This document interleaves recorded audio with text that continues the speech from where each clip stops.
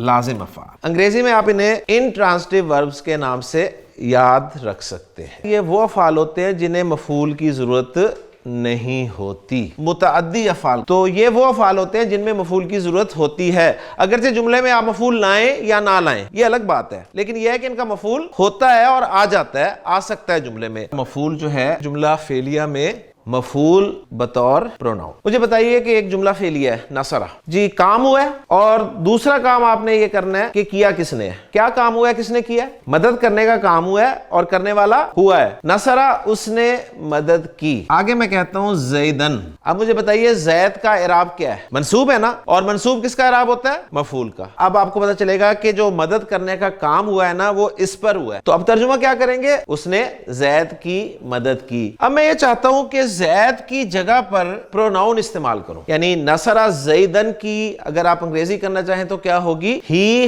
Helped زید. اب جو زید object ہے اس کی جگہ پہ میں نے پروناؤن لانا ہے، تو زید کے لیے میں پروناؤن کون سا لاؤں گا؟ ہم. ہی ہیلپڈ ہم. اور ہم جانتے ہیں کہ مفعول منصوب ہوتا ہے، لہٰذا ہمیں پروناؤنز جو چاہیے، ضمائر جو چاہیے وہ بھی منصوب چاہیے. تو منصوب ضمائر ہمیں یاد ہونے چاہیے. ہو جو کہ الٹی پیش کے ساتھ بھی آئے گا، کھڑی زیر کے ساتھ بھی آئے گا اور سیدھی زیر کے ساتھ بھی آئے گا، یہ آپ کو معلوم ہے. اس کے بعد ہما جو کہ ہما کے طور پہ بھی آ سکتا ہے، اور پھر ہم جو کہ ہم کے طور پہ بھی لکھا اور پڑھا جا سکتا ہے. ہا پھر ہما ہننا، اور یہ ہننا بھی ہننا لکھا اور پڑھا جاتا ہے. اس کے بعد کا کما کم سیکنڈ پرسن کے لیے، کی کما اور کننا، اور پھر یہ اسپیشل یا جو کبھی ساکن بھی ہوتی ہے اور کبھی اس پہ زبر بھی آتی ہے، اور نا. یہ آپ کے منصوب ضمائر میں نے لکھ دی. اب زید واحد مذکر ہے نا، تو زید کے لیے کون سی ضمیر استعمال ہوگی؟ نصرہ ہو. اب اس ہو پہ میں کون سی حرکت ڈالوں؟ الٹی پیش، کیونکہ پیچھے زبر یا پیش ہو تو ہو جو ہے یہ الٹی پیش کے ساتھ لکھا اور پڑھا جاتا ہے. ہی ہیلپڈ ہم. نصرہما ہی ہیلپڈ دیم.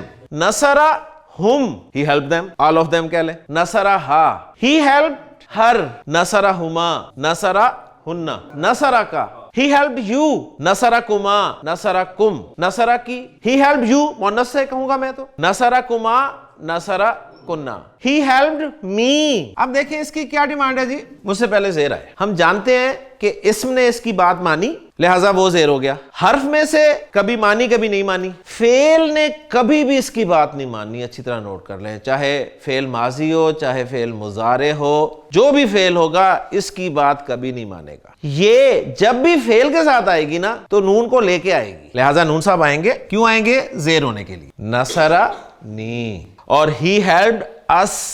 نصرنا ظلمنا. اس نے ہم سب پر ظلم کیا. ظلمنا اس کا کیا مطلب ہے؟ ان دونوں میں کیا فرق ہے؟ تو آپ کہیں گے جی میم کی حرکت کا فرق ہے بس. اچھا اس نے ظلم کیا کہاں سے ہمیں پتا چلا؟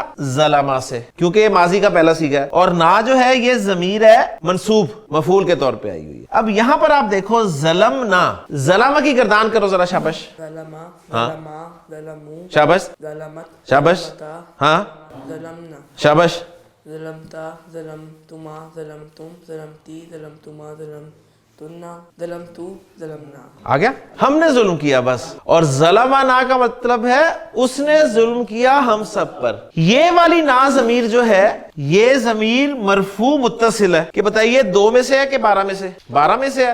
تو 12 میں سے کا فاعل ہمیشہ ساتھ ہوتا ہے. تو یہ فاعل کی ضمیر ہے نا، اور اس کی موٹی پہچان یہ ہوگی کہ اس سے پہلے آپ کو سکون ملے گا. اور یہ نا جو ہے یہ مفعول کی ضمیر ہے، منصوب ضمیر ہے، اور اس سے پہلے آپ کو حرکت نظر آ رہی ہے. خلقہ اس نے پیدا کیا. خلقہ خلقہما خلقہم خلقہا خلقہما خلقہن خلقک خلقکما خلقکم خلقکی خلقکما خلقکن خلقنی خلقنا. خلقنا کیا ترجمہ ہوگا؟ اس نے پیدا کیا ہم سب کو. اور خلقنا کا کیا ترجمہ ہوگا؟ ہم نے پیدا کیا.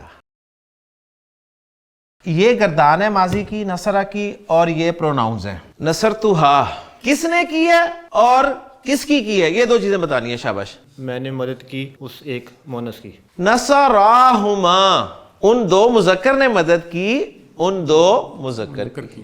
نصرتنی نصرتنی تو نے میری مدد کی. نصرتم زیدن تم سب نے زید کی مدد کی. زید کی جگہ کون سی ضمیر آئے گی ان میں سے؟ ہو آئے گی نا.